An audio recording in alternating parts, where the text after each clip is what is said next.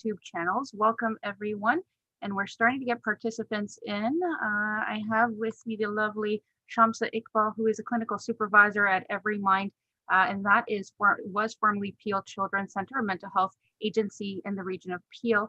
Shamsa is also a registered social worker and therapist, and she works with EMDR and a whole bunch of other types of therapy. She's here today to talk to us about managing stress and anxiety in survivors, both adults and children, survivors of trauma. So without further ado, I'm going to turn it over to Shamsa, who's going to share her wisdom with us today. Thank you so much for being here, Shamsa. Super excited.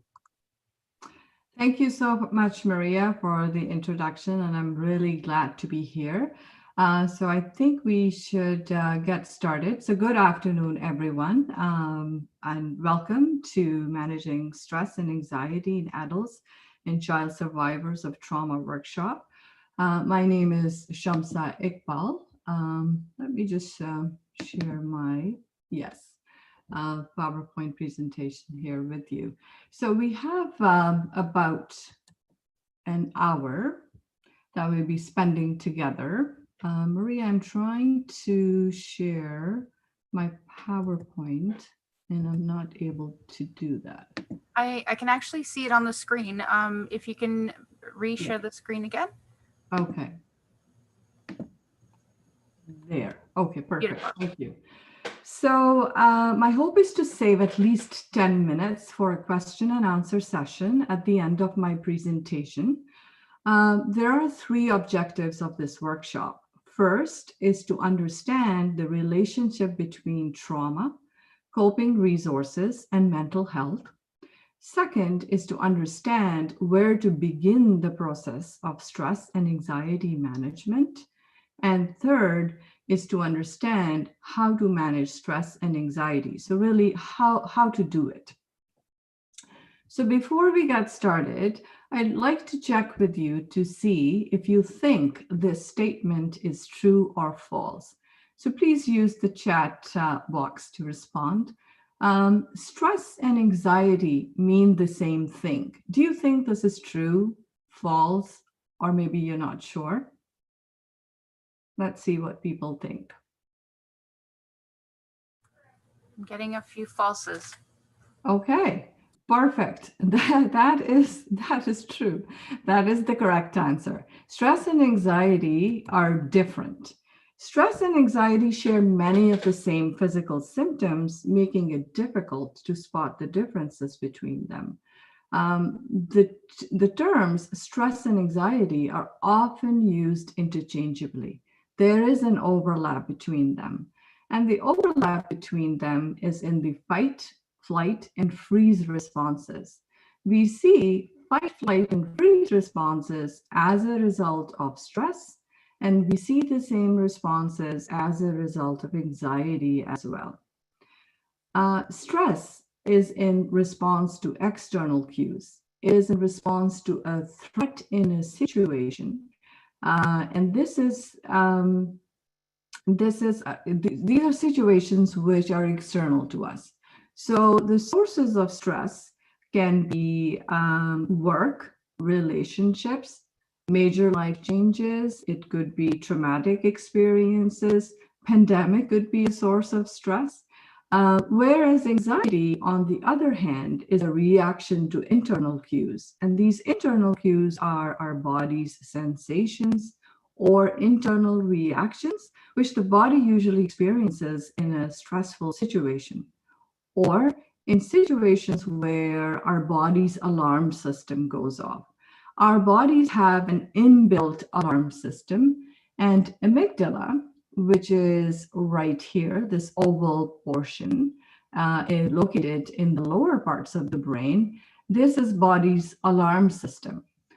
Bessel van der Kolk, he's a big name in the field of trauma. In his book, The Body Keeps the Score, he calls amygdala the smoke detector in the brain. He says that the function of the smoke detector is to sense danger and to prepare the body to take action, either by fighting back or escaping the situation to ensure survival. But what happens is that in traumatized people, amygdala often malfunctions. It begins to misinterpret information, benign situations as dangerous. So it misinterprets situations, even benign situations, as dangerous. And as a result, the body experiences a range of sensations or physical reactions, such as maybe rapid heart rate, shortness of breath, numbness, dizziness, and so on. And these also manifest themselves as symptoms of anxiety or symptoms of post-traumatic stress. So I think it's important to understand the difference between stress and anxiety. Yes, their physical symptoms may seem to be the same, yet the sources of stress and anxiety are usually different. As we said, stress is usually in response to external cues, and anxiety is in response to internal cues. And when trauma happens, stress and anxiety often come together, hand in hand, and it is difficult to separate one from the other. But definitely, both need to be managed to help people recover from the effects of trauma. Now, while we are talking about stress and anxiety management, it is important to emphasize that trauma is a common human experience. Experiencing trauma is part of being human. Everyone experiences trauma in some shape and form in their lifetime. So people may experience or witness physical, emotional, sexual abuse. They may be in a car accident. They may experience death or loss or separation from loved ones. They may be in a war zone. They may be maybe in a natural disaster somewhere, maybe where there's flood or earthquakes or tsunamis and so on. But the good news is that only a minority of people become traumatized or develop symptoms of post-traumatic stress. Most people are able to recover from trauma. They may experience a range of reactions after a traumatic event, but they're able to recover from the initial symptoms naturally without any professional help by just using their coping resources. And coping resources can be internal, which are our thoughts, our emotions, and sensations. And they can also be external, which is really our social support and networks. And when people are able to use these resources, they are able to recover from the effects of trauma. So we also know, let's look at how common is trauma in Canada. So over 70% of Canadians have been exposed to at least one traumatic event in their lifetime. And 1 out of 10 Canadians may develop symptoms of post-traumatic stress disorder at some point in their lives. So once again, trauma is common among people, but the good news is that only a small percentage of people become traumatized or develop symptoms of post-traumatic stress or PTSD. So we also know that no two people experience trauma in the same way, even when they have experienced the same traumatic event. So for example, two people witness a car accident and at the same time, one person becomes traumatized and the other doesn't. So the question is, why is it that some people become traumatized and not others? So research tells us that people who are able to recover from trauma within a short period of time, or they may not become traumatized at all, are those people who are able to use their coping resources during a traumatic event. And by using their coping resources, they are able to recover from the effects of trauma, even some initial reactions that they may experience. So, for example, a person who may be in a car accident, they may call 911 to call for medical help. And medical help arrives. They may call on their relational resources. So a person in their social support network might come and tell them It's going to be okay. I'm here now. So people who are able to use their coping resources during a traumatic event, research tells us that they are able to better cope with trauma. Research also tells us that one thing which is common among people who become traumatized or develop symptoms of post-traumatic stress are those whose coping resources become overwhelmed during a traumatic event. And this interferes with their ability to process and integrate the experiences which are happening to them. And we know that trauma comes in many different shapes and forms, and there are traumatic situations or events in which it is not possible for people to use all possible resources they have. And many potential resources might not be the best choice for people to use during a traumatic event. So, for example, a woman who's raped at gunpoint. Running away, shouting for help, or calling for help might not be possible because by doing so, she might risk her life or maybe even the lives of her loved ones. So, other factors which can increase the risk of or make people vulnerable to developing post-traumatic stress are prior life experiences and pre-existing health conditions. So by prior life experiences, what we mean is maybe a person experienced adverse childhood experiences. Maybe they were in a war zone before they experienced domestic violence. Maybe they were in a car accident before they experienced sexual abuse or sexual assault. Pre-existing conditions are health conditions or illnesses maybe that the person had before they experienced a traumatic event or events. So all of these factors combined increase the risk of a person developing symptoms of post-traumatic stress or PTSD, and and this in turn has an impact on their physical and psychological health as well. Then it is a well-established fact that higher the severity and duration of trauma, and the higher the risk of people developing post-traumatic stress or PTSD. Um, and there is a relationship between coping resources and trauma. The fewer the coping resources available, the more intense the symptoms of trauma or trauma. So and this relationship is again demonstrated by research. So there's a close relationship there. So again, one more thing for you. Let's see if this is true or false. What do you think? People can become traumatized despite not having experienced the traumatic event themselves. Is it true? Is it false? Not true? Use the chat box to respond. Let's see, what do you think?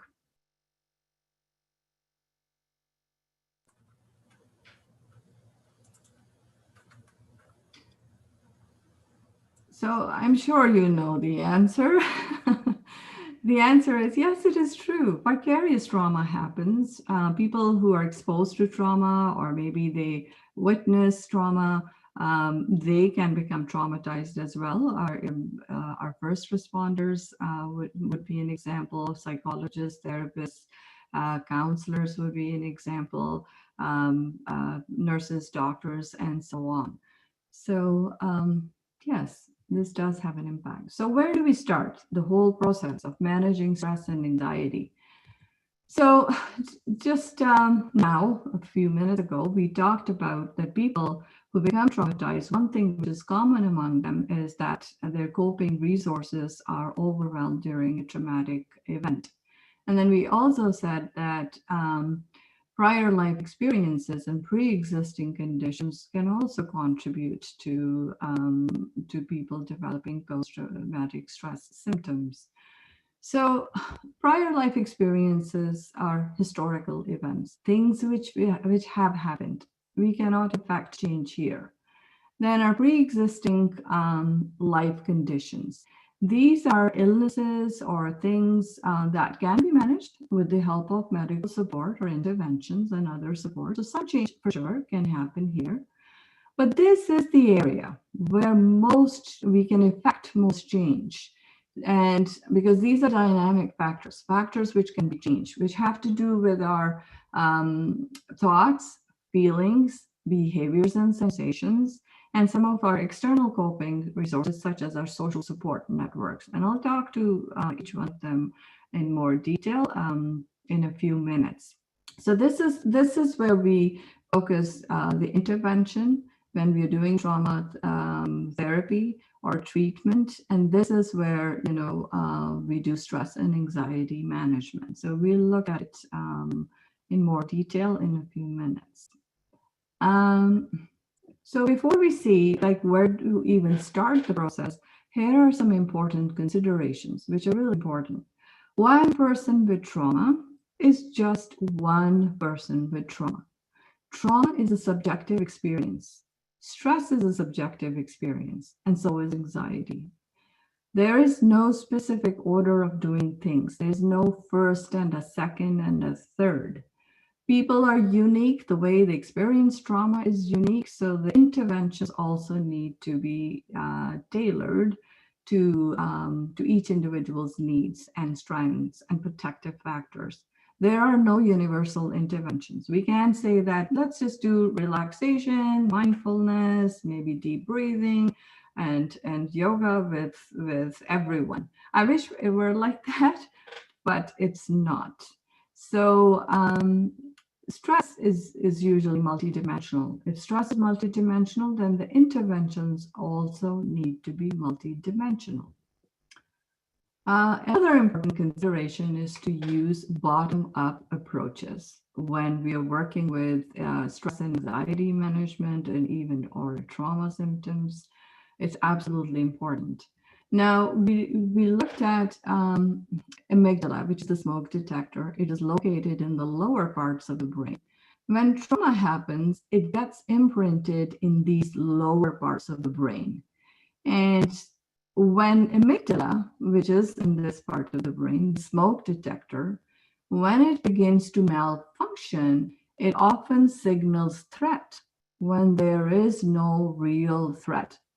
And as a result, these lower parts of the brain, they stop speaking with the upper parts of the brain, which is the rational brain. And for people to be able to cope or have the ability to cope, it requires the lower parts of their brain to work in unison with the rational part of the brain.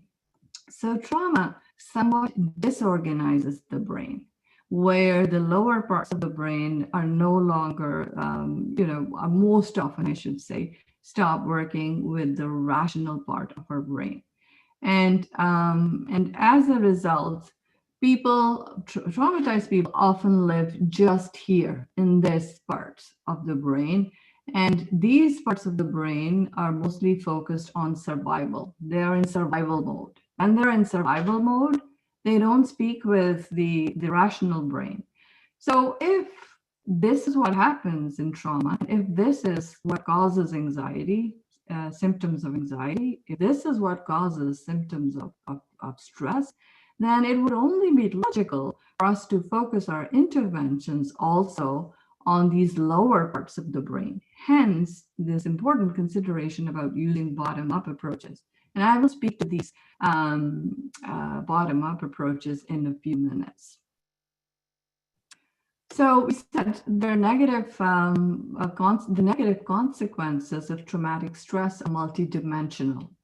So stress, it impacts all of these areas of dimensions of our lives, so of a person. So mind, which is the brains, our body, our emotions, our feelings, our relationships, mental health, and behaviors. Due to the lack of time, I'm not going to go in depth in each one of these areas, but maybe I can pick up, I'll pick up just two and speak to them. Each one of these areas has a relationship. When one gets affected, the other gets affected too. So, for example, our minds. In case of child survivors as well as adult survivors, people often experience issues with focusing. They might have issues with memory, remembering things. In case of children, especially, we see that they're not able to focus in the classroom. We might see them experiencing learning challenges and things like that. And in case of children, often, they communicate their needs and feelings through their behavior. So we see children who act out, or children who are completely shut down.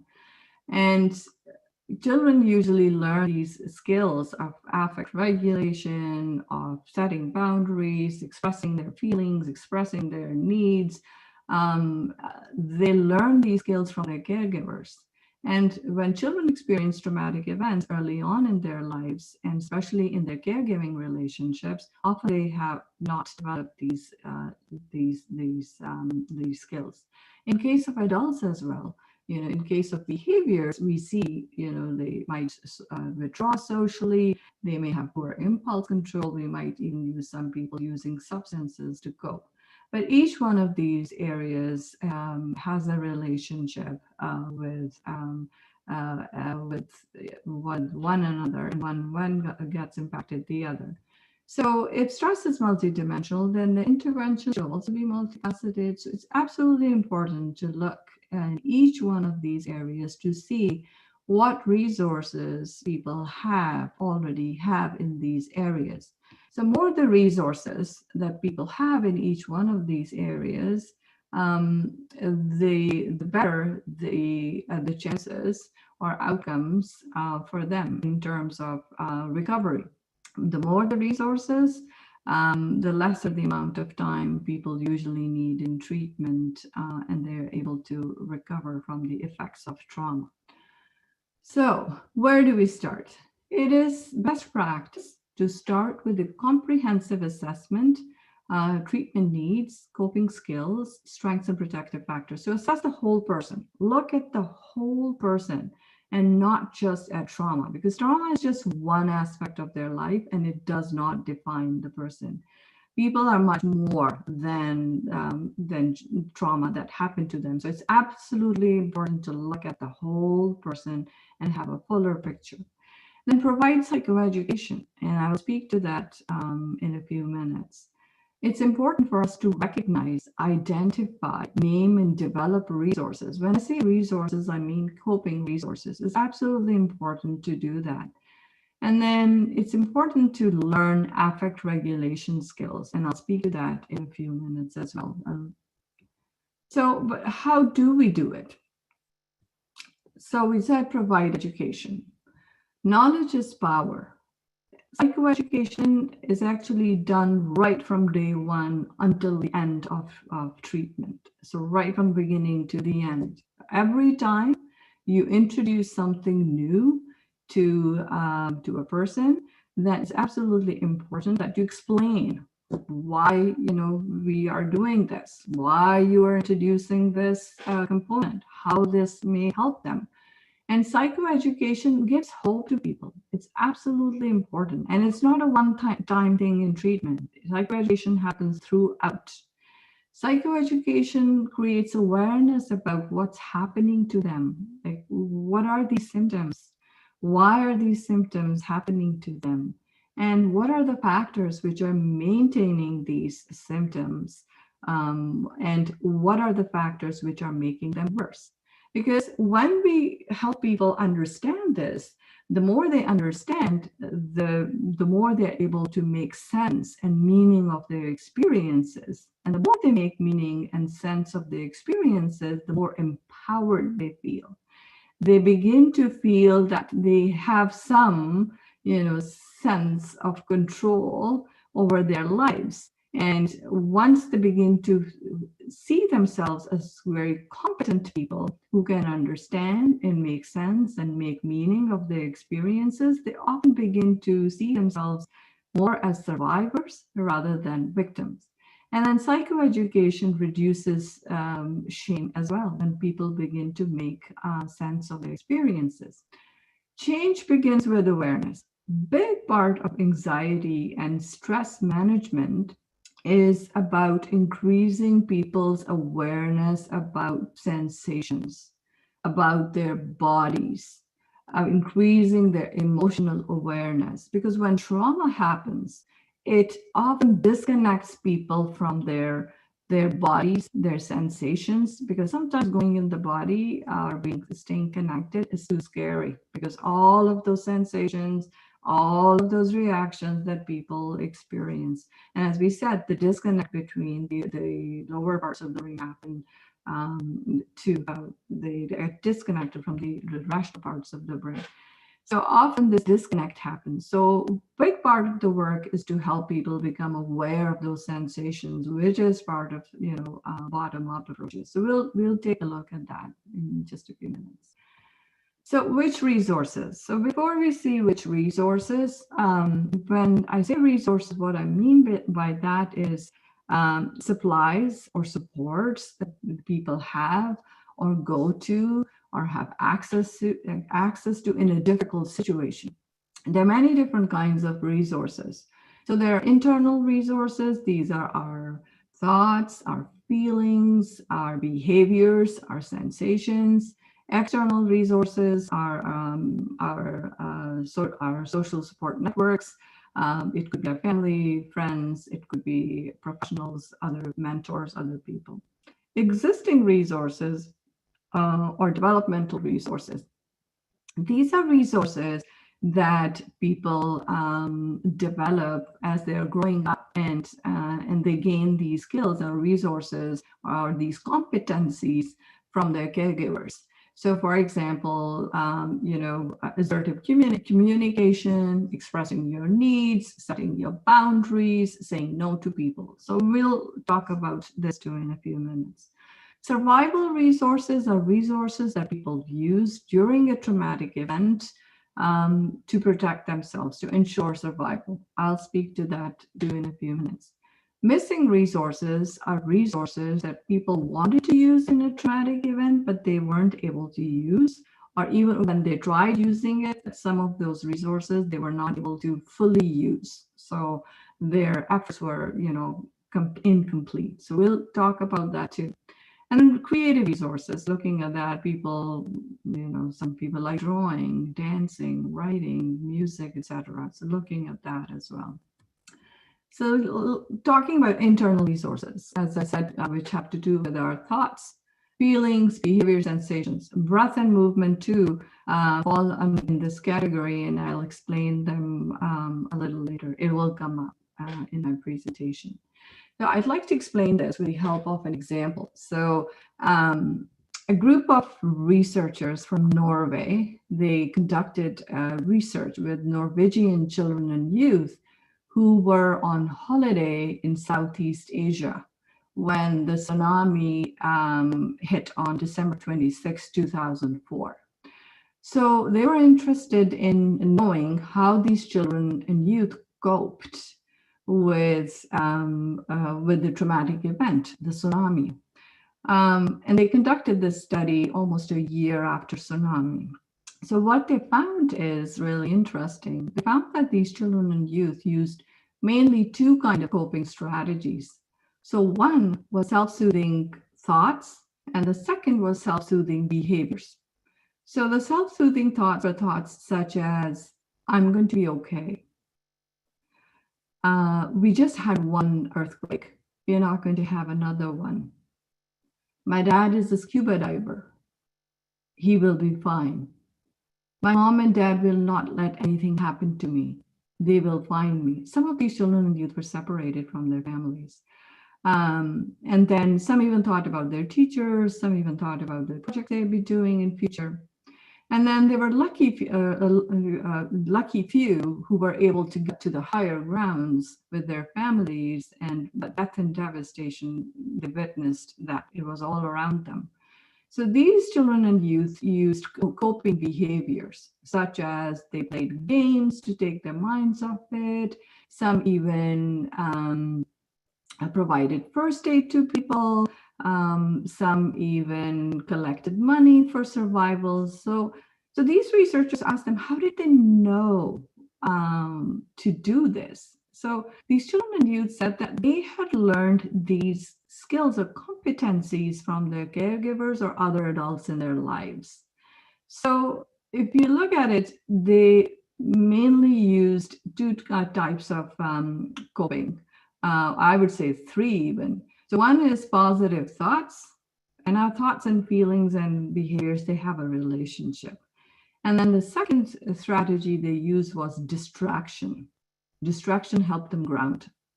The third competency, which is really important, is the competencies which they had gained, or skills they had learned, which are also known as existing resources or developmental resources. These children and youth use their developmental resources to cope during that traumatic event.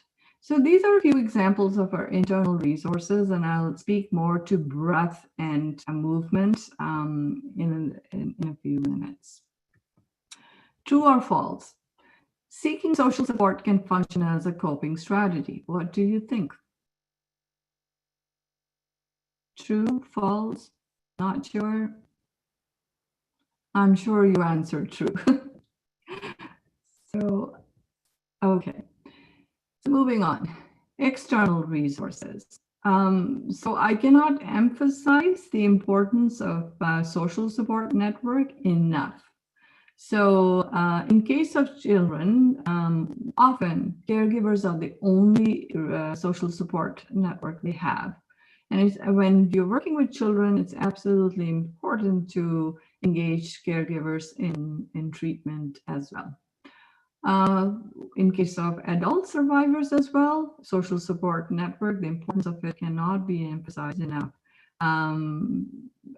People who have stronger social support networks are usually able to recover from trauma within a short period of time. Most often, usually, but not always. Then family system, culture, and religious faiths also serve as protective factors. So I would like to tell you about another interesting study. A group of researchers from India conducted the study with children and youth and even adults in India. And they all conducted this study 4 years after the tsunami of 2004. So they wanted to do this study with children and youth and adults who lived along the coastline of India that was literally wiped out by the tsunami. So they wanted to see what was the impact of the trauma of tsunami on these children and youth and even adults. It's interesting what they found. What they found is that most of these children and youth, especially, were able to recover from the trauma of this tsunami, and within a short period of time. It was only a smaller number of children and youth who required intensive psychiatric and psychological interventions. What they found is that these children came from joint family system, and joint family system is part of Indian culture. And so these children in the joint family system, these children belonged to a clan. They were children of the clan, regardless of who their biological parents were. So after the tsunami, when these children, many of these children lost their parents and neighbors and friends. And so these children were taken care of by surviving fathers and mothers of the clan. So they took them under their wings. And then these researchers also found that religious grounding helped many of these adults and children and youth come to terms with the death and devastation and loss that they experienced. And the resilient factors among them were family system, culture, and religious faith. And these adults, children, and youth started to rebuild their religious institutions a few weeks after the tsunami, and they started to have their family rituals and religious rituals as well. Culture plays a role in coping. It influences our coping behaviors as well. So it's absolutely important to be mindful or be sensitive to people's cultures and how they cope. So how do we find out what resources people already have? So it's important to ask a few questions. So here are a few sample questions. It's not an exhaustive list, but just a few sample questions to ask. So the question is, what has helped you even a little bit? So these are like hopeful kind of questions, right? So focusing more on resources, strengths, protective factors. What else have you been through that was difficult and helped you then? Because we said trauma doesn't define people, it is just one aspect of their lives.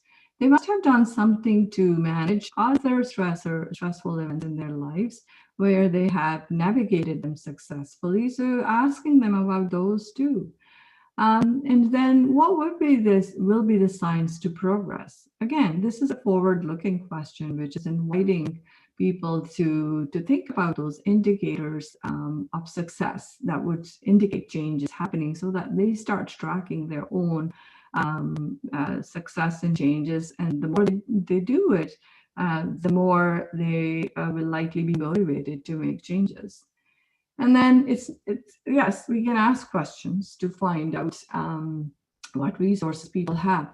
Observations are really important too. So observations in the here and now, when you're meeting with a survivor, you're talking to them.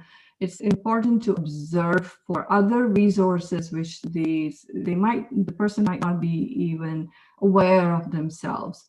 So I can demonstrate it with the help of an example. So, for example, a client of mine, she, was telling me about an unpleasant experience, and the client said, "My partner pushed me, and I fell on the ground." So I noticed that when the client was telling me about this unpleasant experience, they used deep breath while they were narrating it. So, so to me, that indicated a resource that the client has, which they used in the moment to calm their nervous system down. So it's happening automatically, organically in front of you. It's just a matter of noticing that. And so I asked the client, let's pause for a second and let's go inside and see what sensations are coming up. So I invited the client to go inside their body and to notice the sensations which came up when they remembered or were remembering or talking about those experiences, those unpleasant ones. And I asked the client to report back what sensations are coming up. So my client reported that she is noticing heaviness in her chest. So then I invited her and said, let's try something together. Let's take a deep breath and then see what happens to this sensation of heaviness in the chest. So we did it for a few times, and then if it is a resource which has helped, which client naturally use to calm the nervous system, then the chances are that it will help them notice that this breath actually brings about a change in the intensity of that sensation. And by doing this, you help clients bring those sensations to their awareness and bring it to their awareness that they have the resource of breath to use it to make those changes. You help them get connected with their body. So again, these are bottom-up approaches using breath, noticing sensations. So we're really focusing on the lower parts of the brain by inviting clients to do that. And chances are that outside of the therapy session too, client is going to use this resource automatically because they know now that they have breath which they can use to bring about a change in the sensations. Another example is of a client. It's important to notice clients' postures too. So clients often, that tells us, a lot of story about clients too, or people in general. So when people are talking about unpleasant experiences, often their bodies collapse. And then bodies collapse, or it's or usually our air passages become constricted too. So usually the breathing is very shallow as well, or people's bodies might become very rigid as well. So a client of mine, I remember, I noticed that, while she was talking about, her mother calling her names and that unpleasant experience, I noticed that, her slouched shoulders. So I invited her, said, let's pause for a second and um, and notice what sensations are you noticing in your body. So inviting her to see that, and how's your breathing? So she reported back that her breathing was shallow and that she was experiencing tightness in her stomach. So then I invited her. I said, let's try something, and it's an invitation. Let's try something. And I asked her, it's like, let's open up our shoulders. And then she opened up her shoulders, and it's important to do it with people. And I asked her, it's like, now notice, how's your breath? And of course, when the shoulders opened, the breathing became better. And then how's the tightness in the stomach? So after a few, taking deep breaths and all that, often clients report that, either there's a reduction in intensity of sensation, or sometimes it just goes away. So these are a few ways of using bottom-up approaches. I'm just touching upon really the tip of the iceberg here, but I think I just wanted to demonstrate like how we do this. Then name survival resources, absolutely important, because often when we work with clients, we hear that, oh, I froze in the moment. I could not move. And there's a lot of shame associated with it. There's a lot of blame associated with it. It's beginning to see themselves as responsible. So it's absolutely important to reframe these resources that people use. So we can certainly remind them that these were the resources that people used or they needed to survive, because in that moment, brain is actually the one that made that choice, that survival response within a split second, because the threat was so great or so big, because there was no time to think, and thinking too long for too long would have compromised survival. So a question that we might ask people is, how did not being able to move, it's important to use clients' words, how did not being able to move help you when you needed it? So again, this is reframing it as something people did to survive or to get through that, and that was the best choice in the moment. And reframing resources in this way reduces shame in and of itself as well. Then identify missing resources. So when during a traumatic event, when especially the smoke detector is giving false signals or wrong signals, and as a result, the body prepares itself to take action. When the smoke detector gives off these false signals, a large amount of energy is released in the body.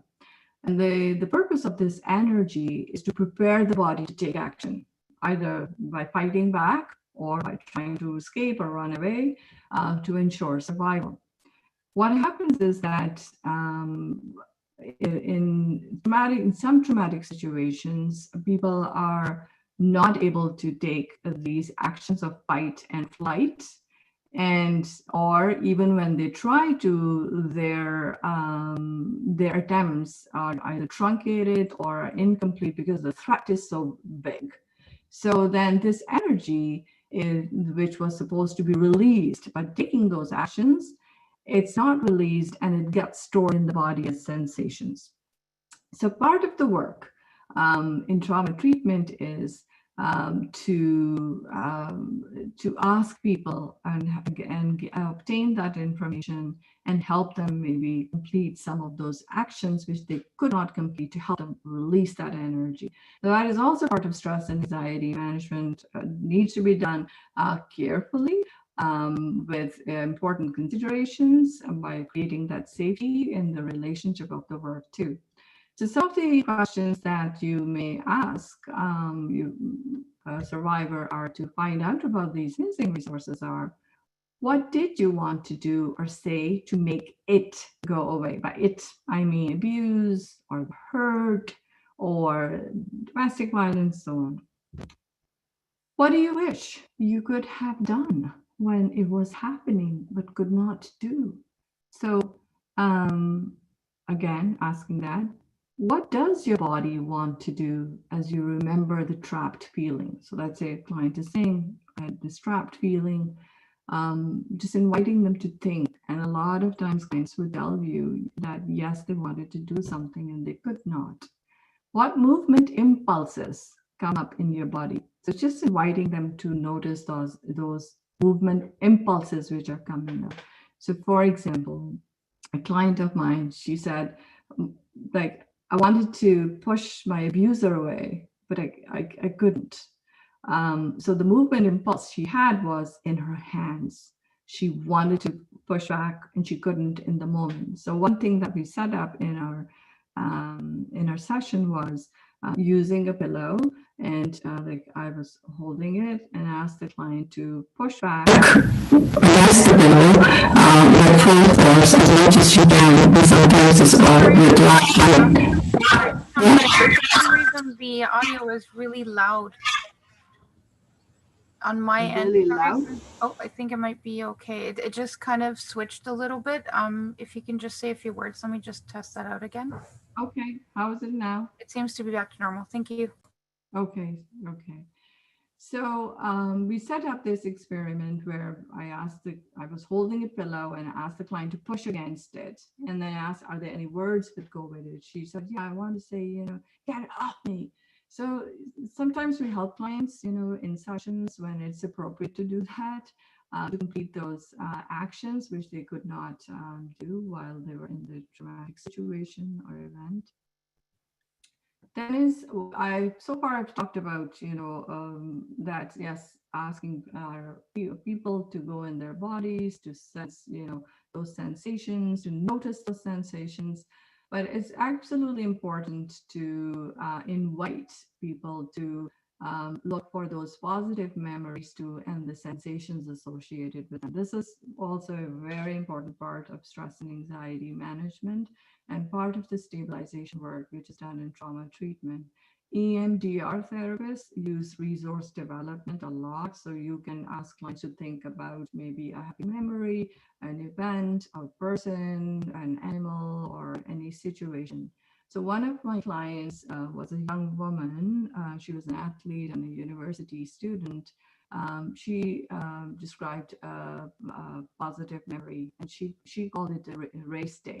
So it's important to ask survivors to name that memory. So then I invited her to talk about that memory in first person, as if she's present there and it's happening. So, and then I asked her to use 5 senses to elaborate on that experience. So she said, I'm standing on the racetrack. I can feel the sun on my skin. I can smell the grass. I can hear the cheers of my family, and I can taste strawberries in my mouth because I had strawberry juice before the race. Things like that. And then in EMDR therapists usually, so we ask clients to sit with these positive sensations and just notice all the good sensations which are coming up in the body. And when they're doing it, really the science behind that is that the body releases good hormones in that moment. And cortisol, it's the stress hormone, is that it stops, the release of that hormone. And people are able to sit with those good hormones, feel good, those sensations. And then usually we ask clients to do tapping for the left brain, right brain stimulation, because that is important too. That's when it really gets installed. And that's why it's called installing that resource in clients. So helping that. And one part of the work which body-based therapists who use body-based interventions such as pathogens, sensory motor psychotherapy or EMDR is the whole idea of dual awareness.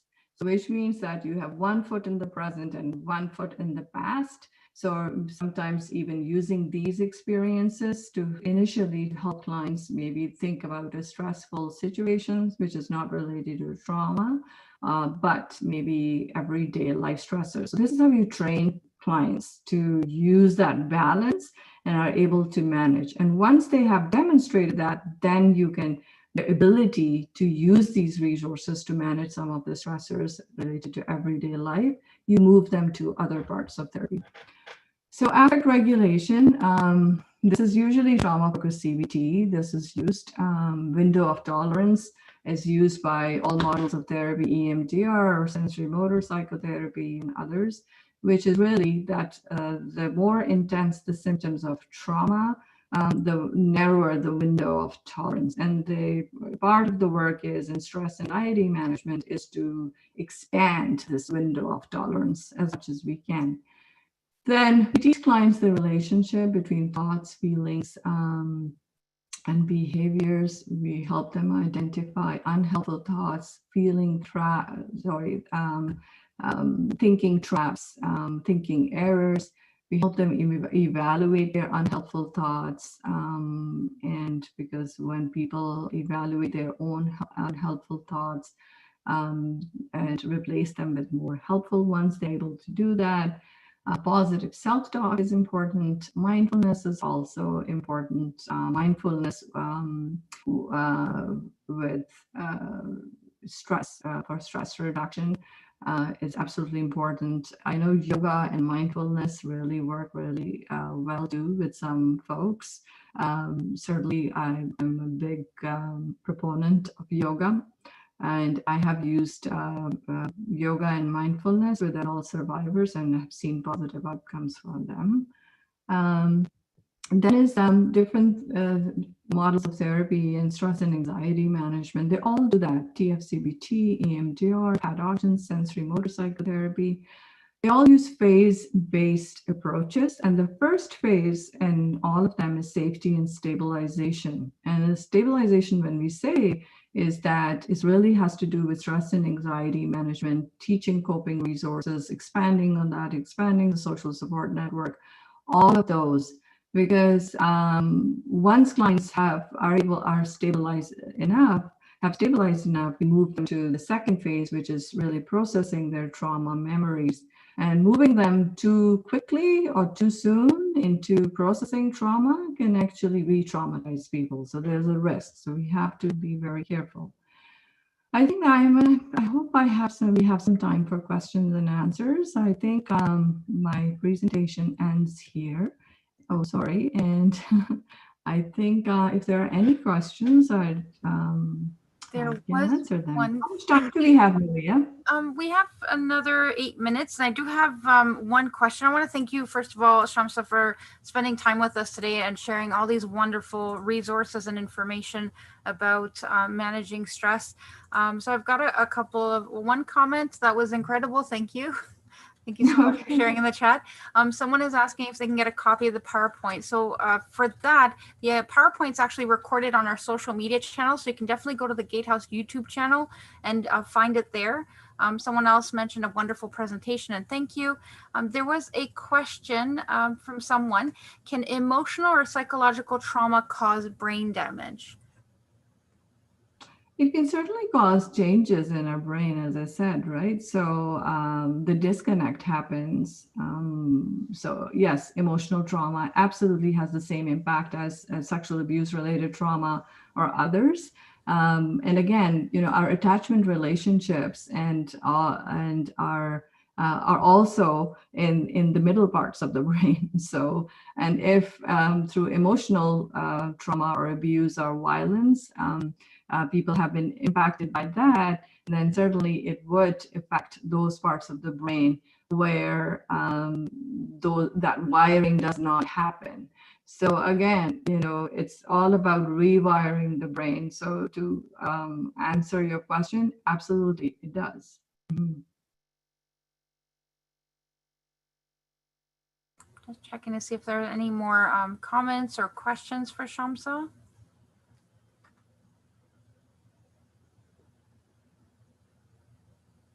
Beautiful. Another statement of gratitude. Thank you so much, Shamsa.